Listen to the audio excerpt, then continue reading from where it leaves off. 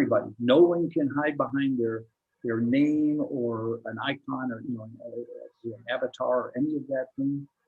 Not at all. He said, I want to see what you're doing. And so it was funny because I was on it and I was doing some texting on my phone, right?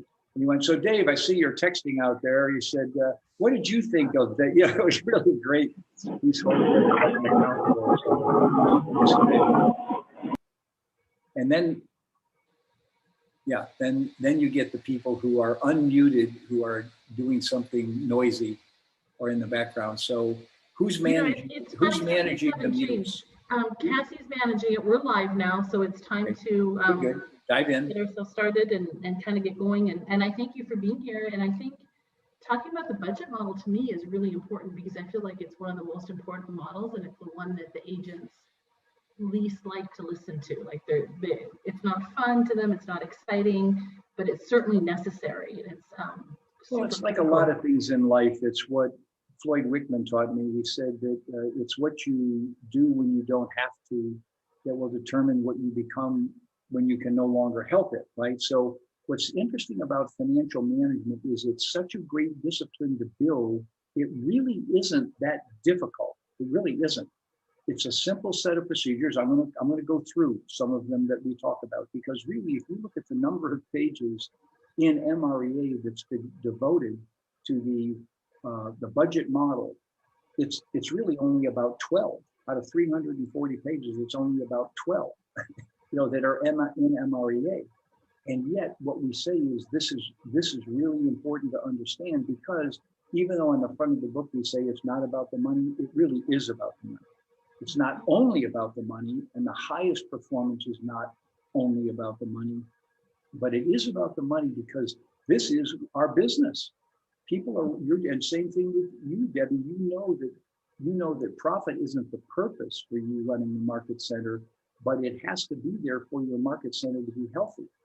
And otherwise, why the heck would I run a market center? Why would I have a market center? What's that? Why would I even have a market center if it wasn't going to be profitable? Well, I mean, unless you liked welfare or something, or you were a social worker. And I think a lot of people sort of mix up what they're in it for. And I think the same thing with agents. It's like we're in the business to serve others. There's no question that attitude of service is a big deal. But we're in it also to get paid so we can fund our family and our lifestyle. And as Gary said, our mission in life. So the money matters, but I'm going to keep this simple, Debbie. Let you and I will have a little talk as I go through. You pop in any way you want. I want to open this up for discussion later, but I kind of want to just deal with a few of the simple understandings that were there in the book, that we really put in the book intentionally, and so we're going to call it Profiting with the MREA. The budget model, and simply it's just really this, that we say, budgeting and goals. Budgeting is part of your goal setting and action planning. It's just an element of it, right? So the thing is that you always go back to what is it I'm trying to achieve? What do I want? Written goals are the key to unlocking everything. And then I know why I want it. I've got my payoffs, my reason, my big why, but also a bunch of little whys. I really know why I want to be in a business where I have to work as hard as you do, take on as much adversity as you need to do. As Gary said, you fail your way to success. An agent I worked with once said, the neat thing in real estate is you get a lot of appointments, but you also get a lot of disappointments. So we're in a business where often failure is more there. I mean, Linda McKissick said, I might call 100 people to get 5 appointments and 2 listings.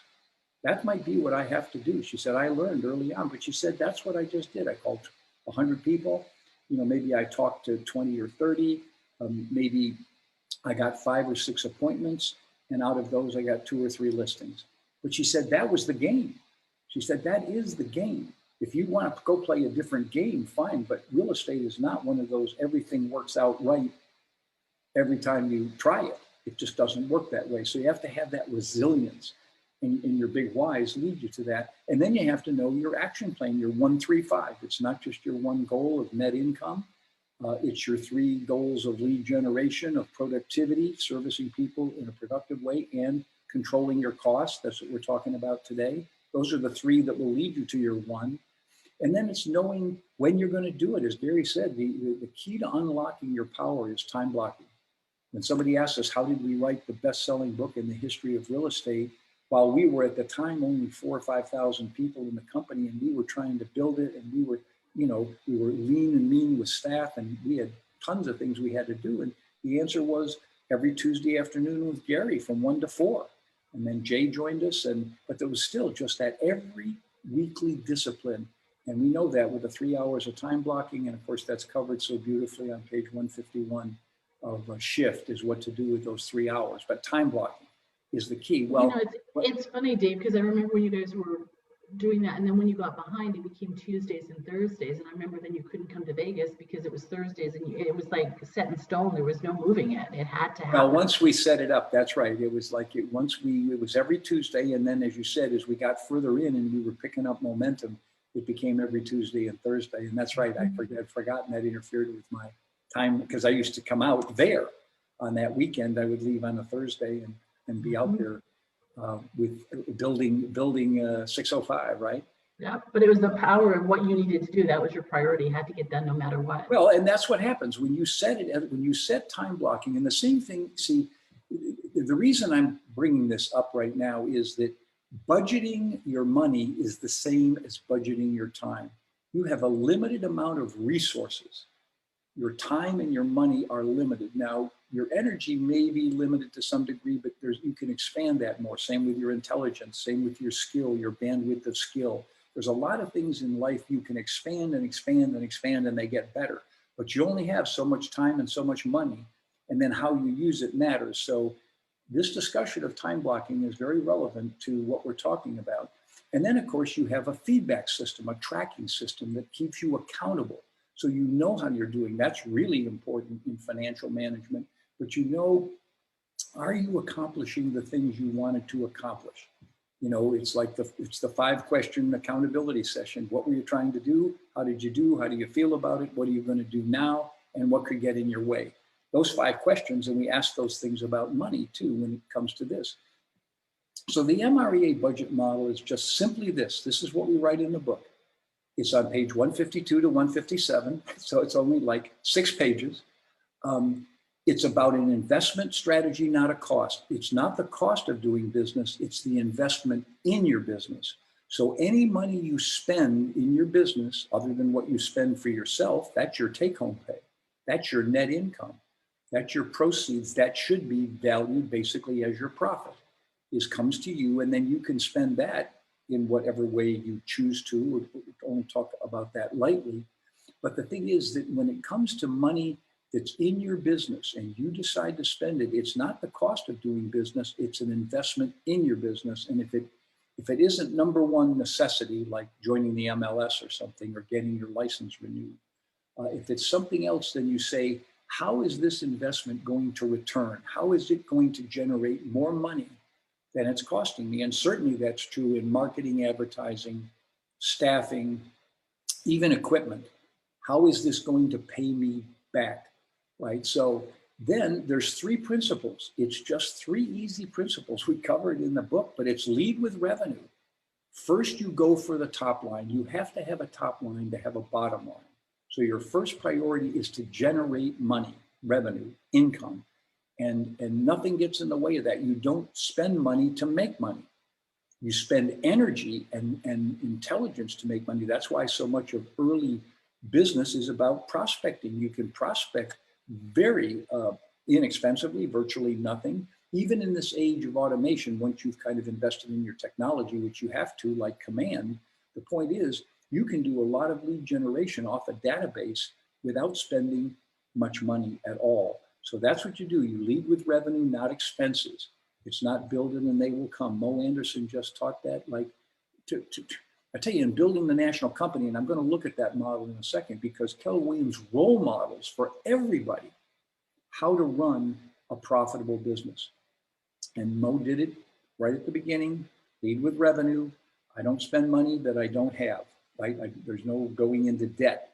I mean, Keller Williams is debt free and has been since the beginning. Gary Keller went into a little bit of debt because he had to pay off a divorce settlement, and he had to by Joe out of Joe's interested in the business. So in a sense, when he started with some debt, but it was debt so he could have that business free and clear. From then on, and now the company has no debt. It's really interesting because you take a company like Realogy and they have $5 billion worth of debt. And there's other companies that are like Compass is deep in debt. But, you know, it's got investors and they think it's going to pay, so they do. So the point was, number one is, it's true for all of us. We lead with revenue, focus on generating money. Second of all, when it comes to spending money, play red light, green light. Okay, I'll give a green light to this lead generation program. You know, just listed, just sold cards. I'm going to do just listed, just sold cards around my listings. I'm just going to do that. I'm going to invest in that. But then I'm going to hold it accountable for return. And if I'm not getting any return, more leads, more listings, more buyers coming off those things, then I'm going to put up red light. Now, the red light, first of all, is a stop spending more. And then if it really isn't working, it's the red light that says stop spending that at all. But that's just a simple thing.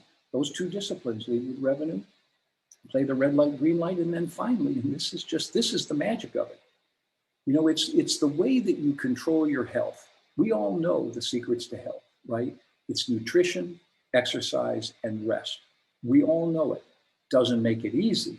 That has to be organized in our life to reduce our calories or only take the amount of calories and healthy calories that we can, to get enough exercise to be in good shape, and then of course get the rest that we need. So the point is, the reason I say that is, it's just as simple as that. I call it magic comes in threes. The magic to health are three things: nutrition, exercise, and rest. And the magic to being profitable is lead with revenue, play red light, green light, and stick to a budget. Now, the one thing is, this is kind of one of those fundamental silly things, and that is have a budget. Have a budget.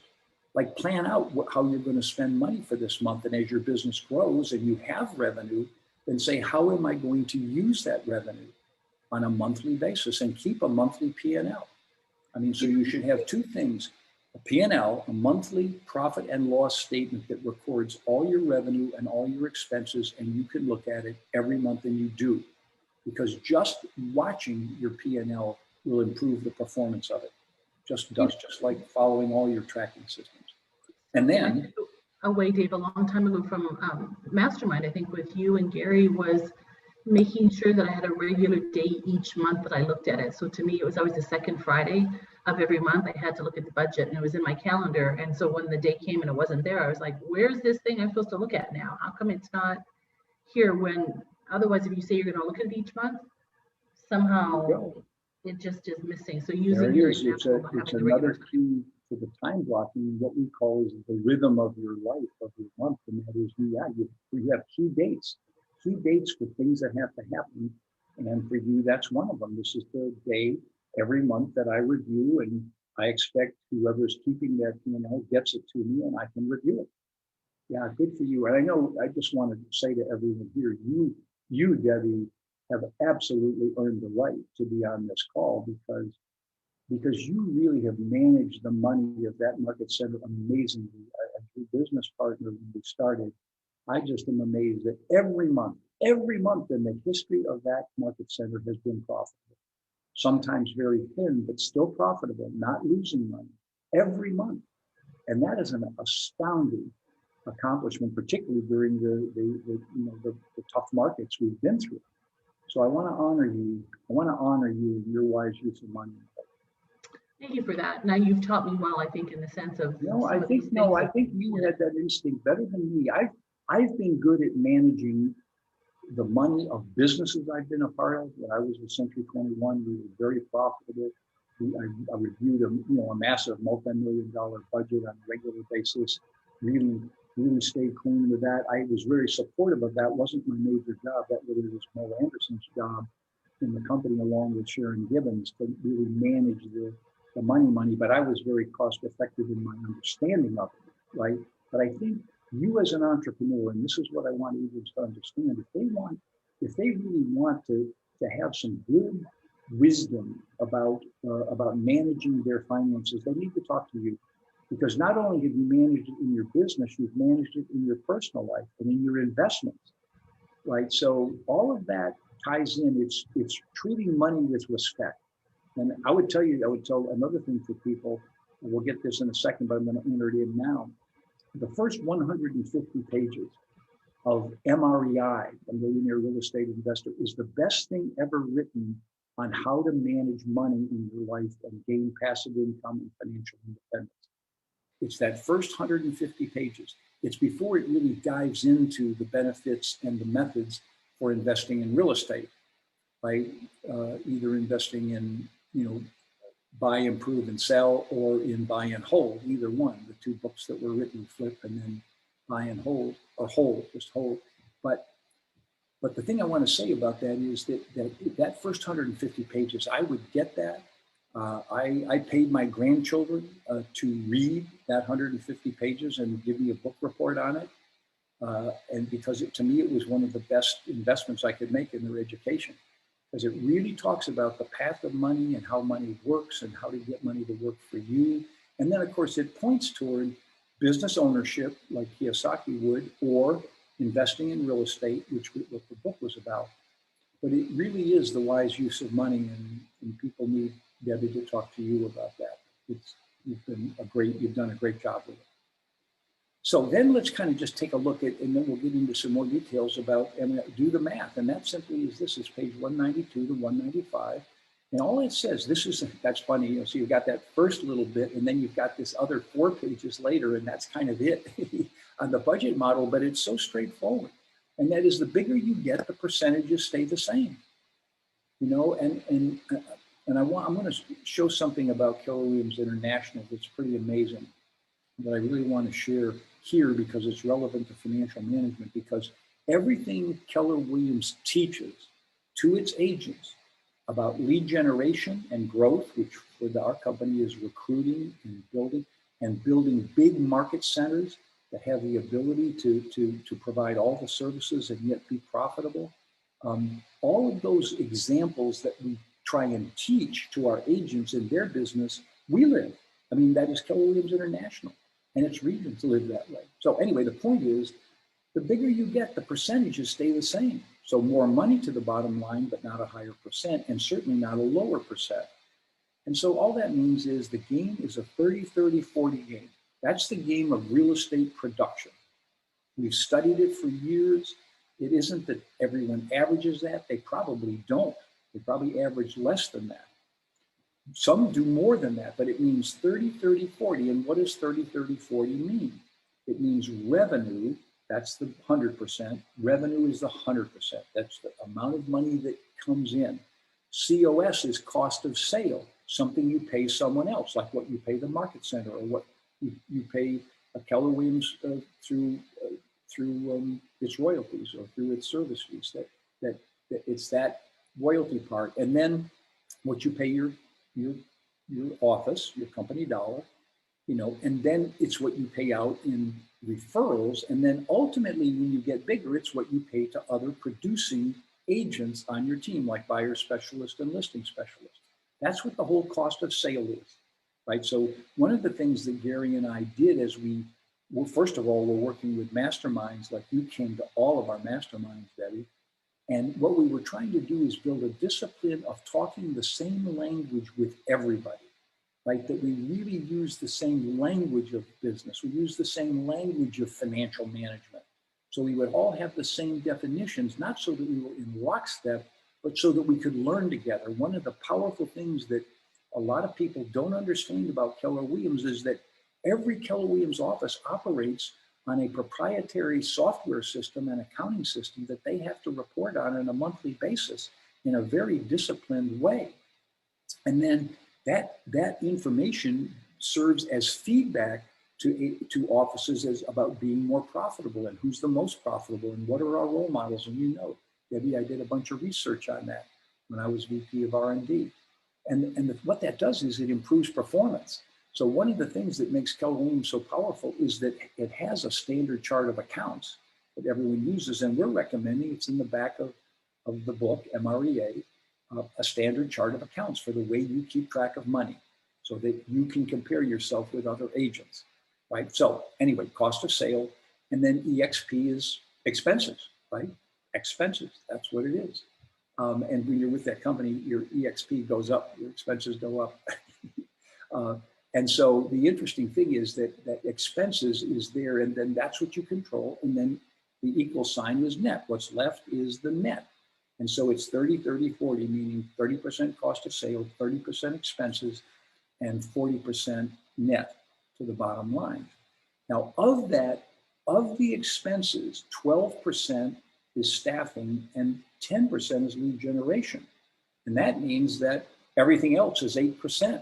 So when you're looking at your business, there's two big chunks of expense: staffing or virtual assistants or any kind of other people that you hire administratively to help you, or administrative services. And then of course, lead generation. That's all your advertising, marketing, and anything you do that generates business. That is the discipline, to hold your expenses to 30 and to do it this way. Now, can I ask you something, Dave? What's that? Can I ask you on that, your lead generation model, 10%? I've seen some people get up to 12 or even higher when they're growing, but they try to push everything back. So long as you're staying in that 30%, it's okay to kind of move things around a little bit, isn't it? Well, I think oh yes, of course. First of all, by the way, the budget model is yours. The thing is, do you have a budget model that you're living to, and that you can vary it? You can say early on, I want to up my staffing, because even though I'm just starting to be productive, I want administrative help fast, because I know it'll help me be more productive. And so I might hire an administrative leader, an executive manager to run my back office. And it could be that I'm hiring them a little before the money would look like I can hold it to that. But what I know is that they're going to make me more productive. And so not in a very long time, they're going to be within the percentage. So yes, I think that's why it's an investment. A lot of times in life, we invest in something, we go into debt, we buy a house, we buy an investment property. We're actually going into debt. But we're doing it as an investment. It's going to bring a return. One of the things I have found with agents that say, Dave, when should I hire an admin? I say, well, probably most agents have always told me, that is the ones who are the most experienced, I should have done it sooner. So probably you should do it sooner than you think you can. And don't do it when you afford it. Do it when the revenue they help you generate will afford it. So for example, I remember working with Mary Beth Williams up in McKinney, Texas. And she was stuck at about $4.5 million of production, which was maybe 120, 130,000 of gross and about 70, 75,000 of net income to her after expenses and cost of sale and all that. And she said, Gary and I were meeting with her, and we said, you need admin leverage.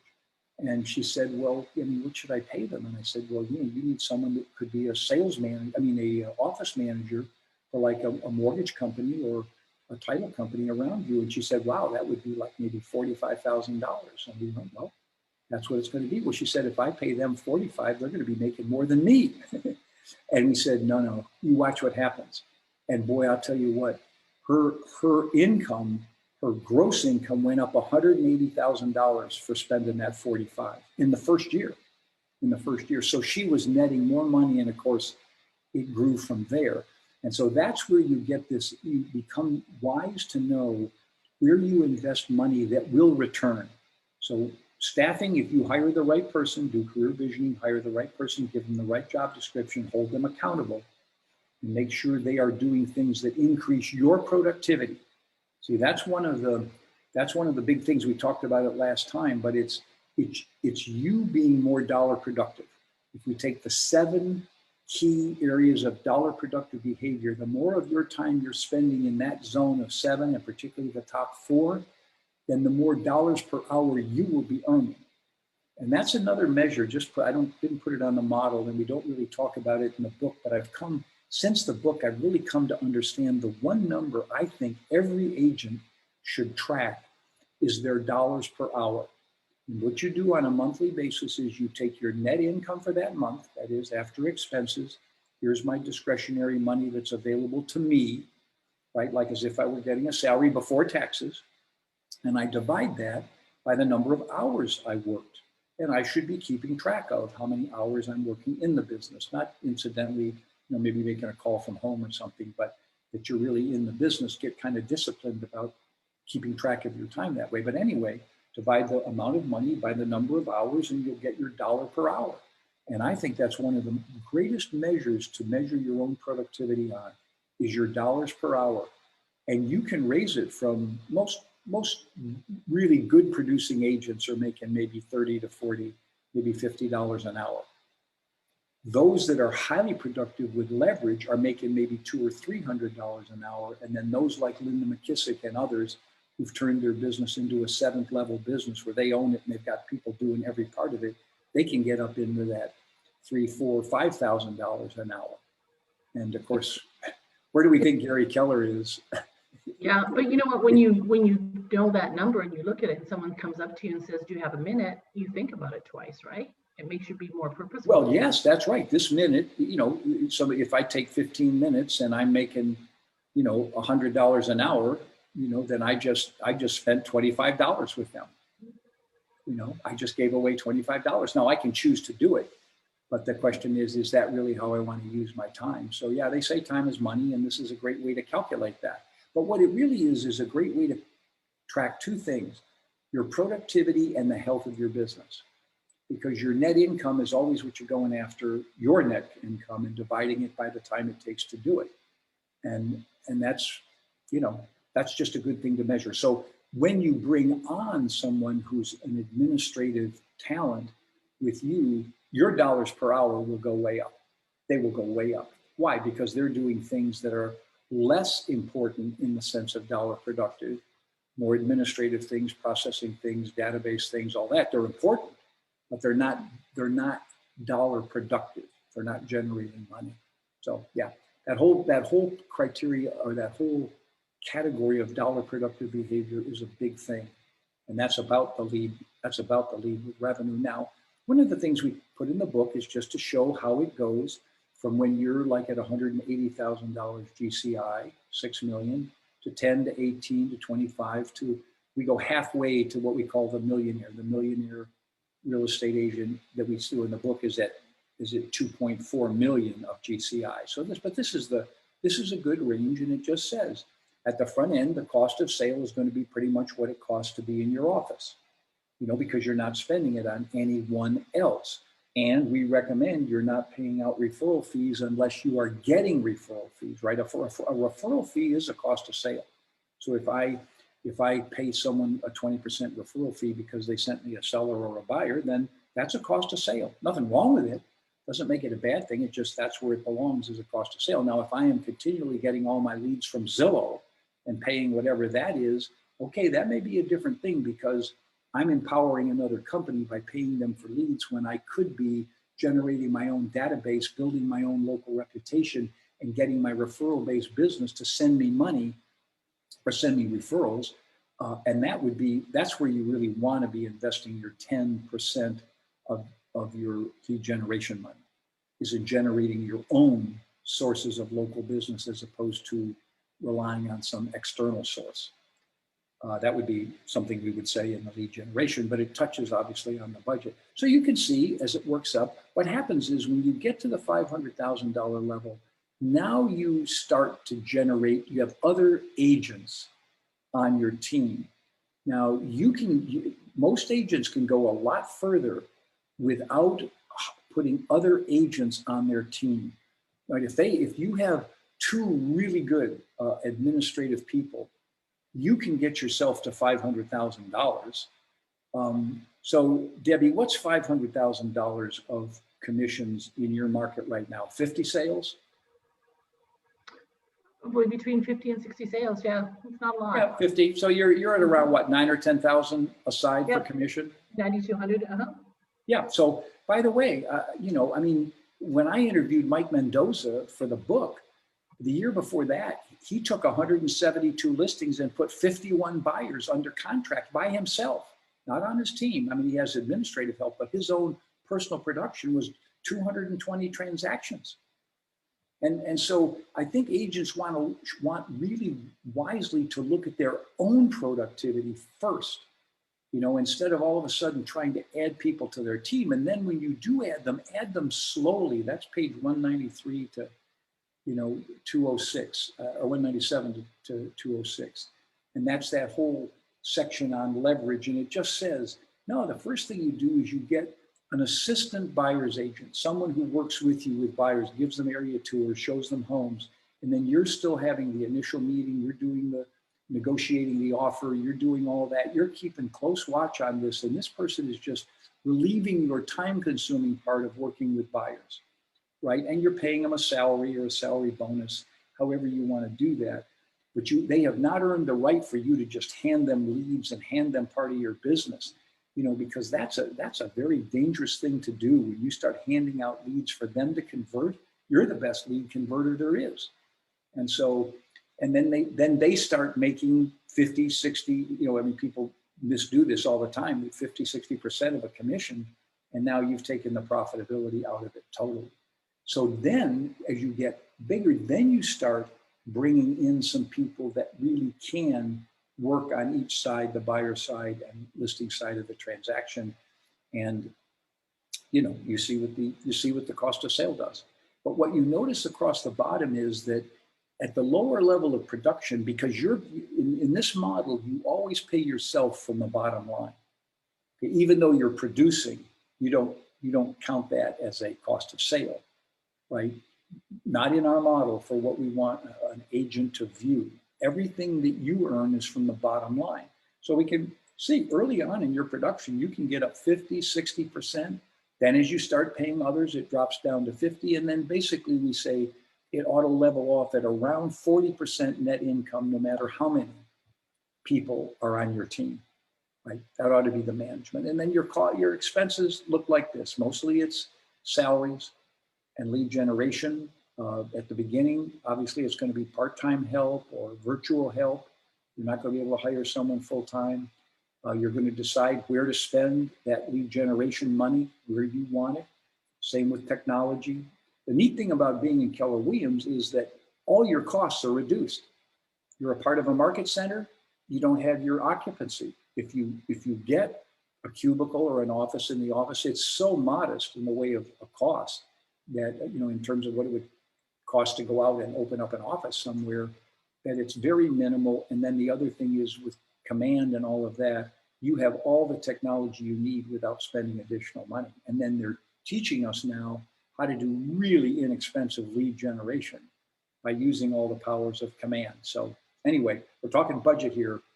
All I'm saying is one advantage of being in Keller Williams is it really holds your costs down, holds your costs down massively. And so I think the final thing I just want to say here, and then Debbie, I want to do one little thing on understanding why Keller Williams is such a role model for people about the management of money. Okay, and that is that all we say is always think big, which means see things as possible that aren't now true. Always aim high, meaning be willing to do whatever it takes to do it, and act bold, be able to do that which is currently uncomfortable. In other words, you're willing to press your comfort zone and do that. Do the math. Budget is just math. You're working out the formula. Then do the work to generate the revenue. Then control your costs, make a profit. And then the final thing, and this comes right out of the Millionaire Real Estate Investor, live on 70% and invest 30%. And what Gary Keller says, if you consistently, for 10 or 15 years, live on 70% and invest 30%, particularly ultimately in real estate, there will come a time when your passive income will far surpass anything that you ever earned in your earned income, which is an interesting thing to consider, which is why those first 150 pages of MREA is so important. Shows you how to do this. And then, of course, Debbie, we get to live large, right? You know that. It's fun. It's like travel, and there's all kinds of things that can go on, right? That's right. So let me just, I want to tell people, see, the thing that is so true about Gary Keller, okay, it is so true about him, is that he lives with integrity. What he teaches, he lives, right? at an incredibly high level. I mean, he is just true to it. And one of the things that I want people to understand is that Keller Williams is the most business savvy economic model in the history of the real estate industry. Here we are, the largest real estate company in the world, right? And yet we manage our money so effectively because here's what makes it, the money goes to the right people. Gary Keller believes the agent earns the money. The agent is the real estate business. So in Keller Williams, we look at our 2019 numbers, agents kept 86% of the commission. Sure, they may have started at 70-30 or paying 6% to Keller Williams, but the point is, because it all caps, the ultimate thing is agents in Keller Williams keep 86% of the commission. There's no other company that matches that, I promise you, none. You know what, Dave, we ran our numbers and it was interesting. We were at 91%, which I just thought was huge. Well, and I think you're teaching me to do that because it makes you really think about things. Well, but I tell you what, it's also a thing to say to people. Here, when you're at our company, the agents keep 90% of the commission. On average. That's a big deal. And yet, you're profitable on a regular basis. And then here's one of the things. The world's biggest real estate company and most powerful, no one has our training programs. No one has our command structure. No one has our technology for broadcast of KW Connect and all that stuff. And yet our international company and our regions run on only 2.4% of the GCI. Century 21, it's 8%. Just for the national company, that's not even counting the local offices. That's just what gets paid to the national company that never stops. And our market centers run on only a company dollar of 11.6%. You're saying you're running on 9% or less in the Las Vegas office, right? And still, even though they're running on that thin margin, and by the way, when I used to keep track of this 12, 15 years ago, the agents were getting 80 to 81%. That's gone up.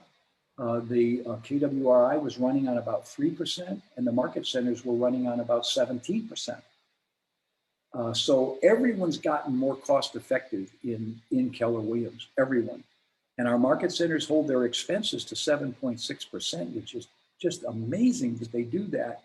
And that means that we generate 4% of profit, which would put us in the top category of real estate offices of companies, you know, anywhere. And of course, our owners are smart enough and wise enough and generous enough. They share 45% of that, over 45% actually, of that profit back with the agents who we believe are at the key and who help us grow.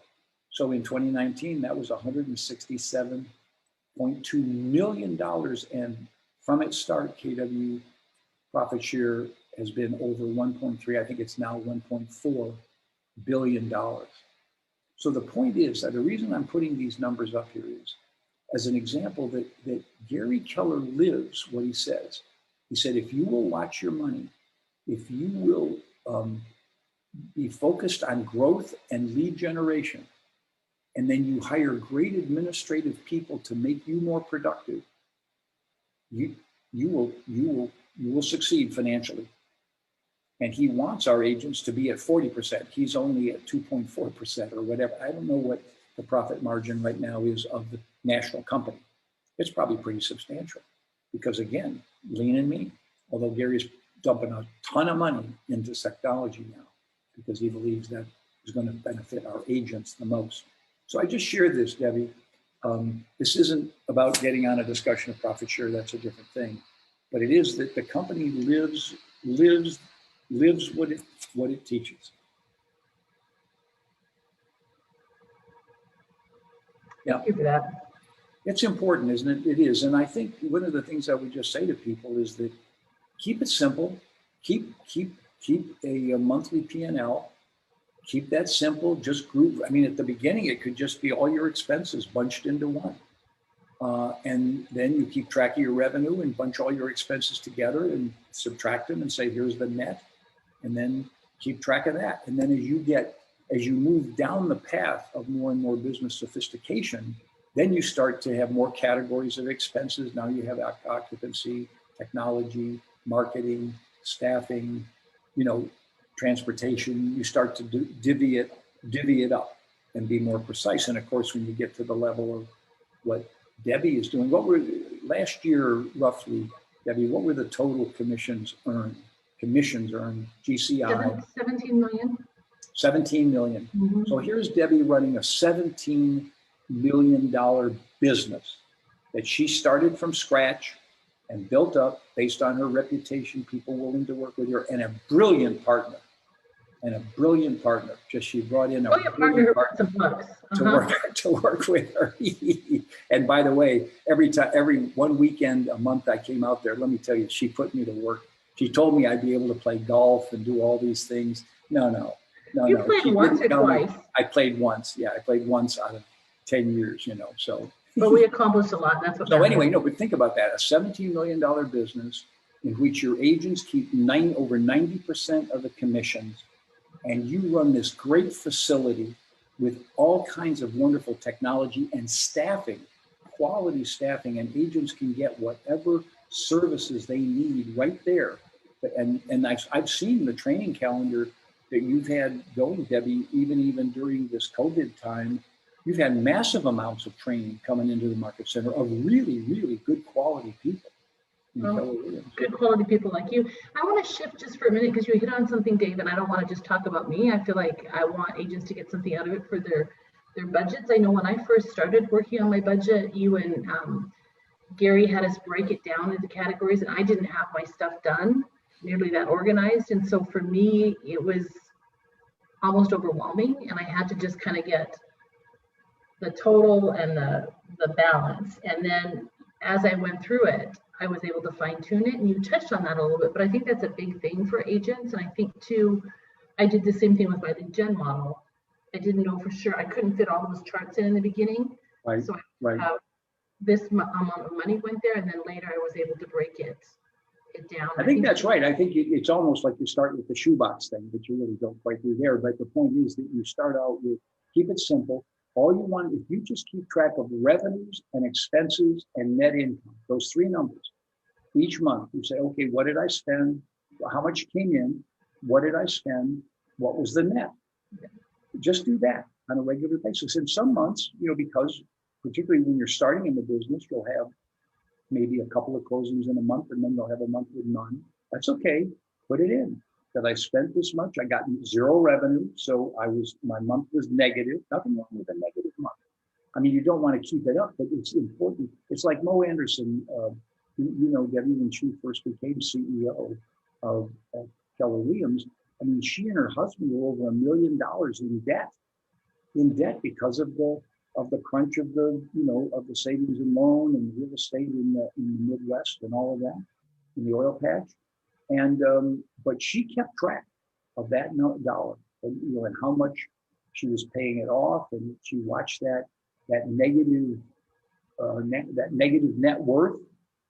She watched it come down and down, closer and closer, and then when it got to zero, we had a big party, right? And she now went positive, and of course now she's a multimillionaire because of her ownership in Keller Williams. But the point was, she was keeping just as good track of it when she was negative as she has when she's been positive. There's something else you guys had us do, and one of the masterminds was keep our net worth. And we were keeping it monthly, and then we started keeping it weekly. And then Martin Bowman and I had this contest. It was like a daily thing, and we'd be calling each other going, I'm not going out for dinner tonight because I'm keeping my net worth. You guys are funny. That's funny. Moving it out. But that's another way. It's kind of like what you're it is. We think, and there's a very simple thing, and we have forms in MREA to do it. Easy forms to follow. Your net worth, and it's really, what you owe, minus what you own minus what you owe, and you can keep track of that very easily. Once, particularly as once you start that habit and you keep it simple, and then you can start making it. Maybe you have more investments. Maybe you have more things you've taken loans on. Whatever that is, now it's a little more complicated, but the calculation of net worth is worth doing. And it gets back to this old saying that Gary and I had, which is that feedback is the breakfast of champions. When you get feedback on your performance, it automatically improves. When you keep track of your P&L, it will automatically improve.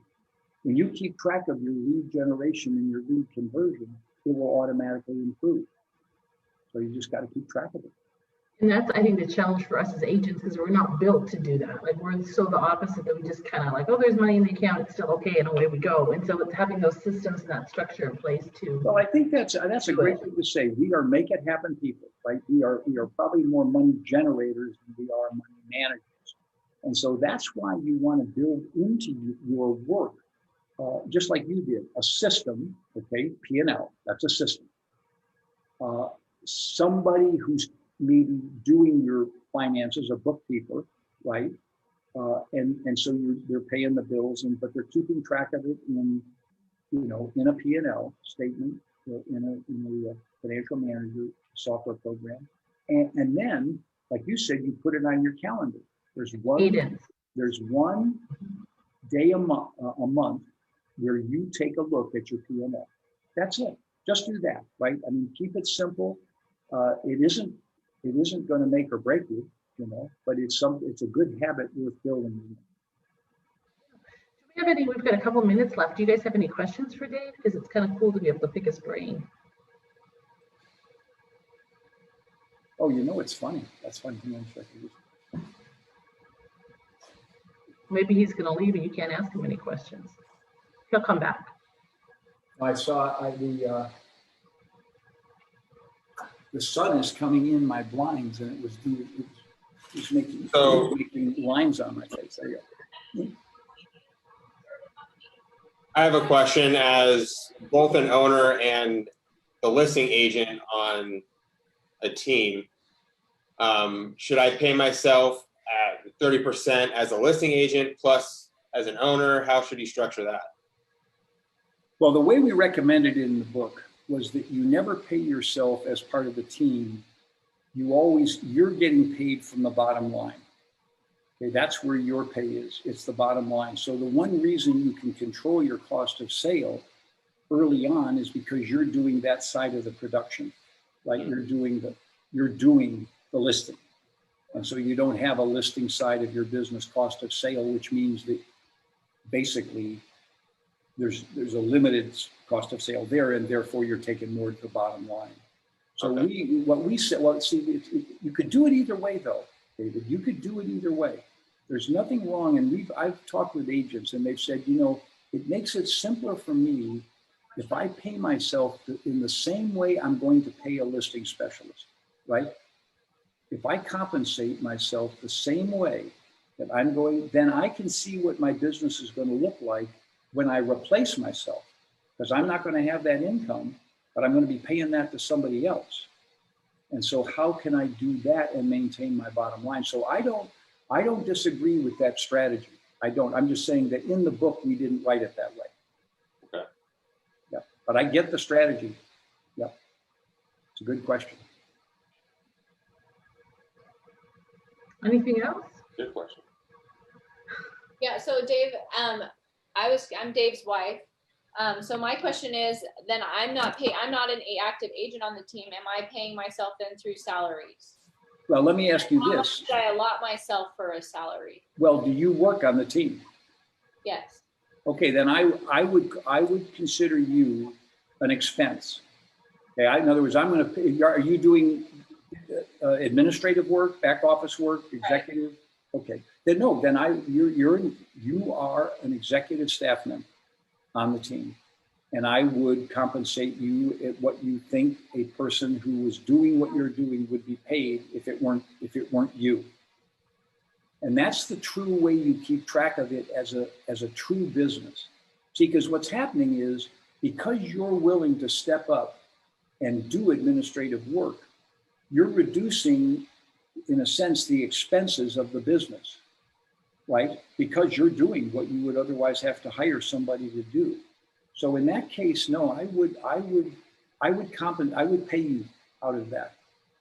Or at least I'd keep track of it that way. However you actually got paid, whether you took everything into the family as profit and that sort of thing, that's sort of up to you guys. But from a business point of view, since you're doing work on the team, you should be compensated.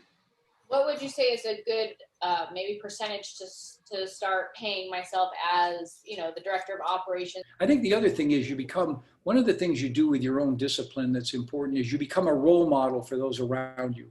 You build a culture of high performance, a culture of discipline, and a culture of practice and skill building.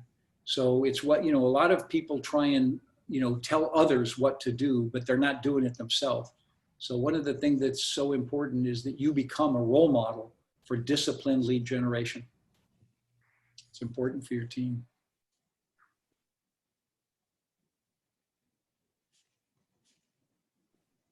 All right. Well, listen, thanks for tuning in, everybody. Patty, you still there? Or are you bye-bye? She may be bye-bye. Rihanna, you there? Yeah. Reno's represented. Yeah, good. Thank you so much for doing this. No, you're welcome. You're welcome. Glad to do it. Thank you for having me here, Brianna. Thank you for bringing your team, and keep it rolling, okay?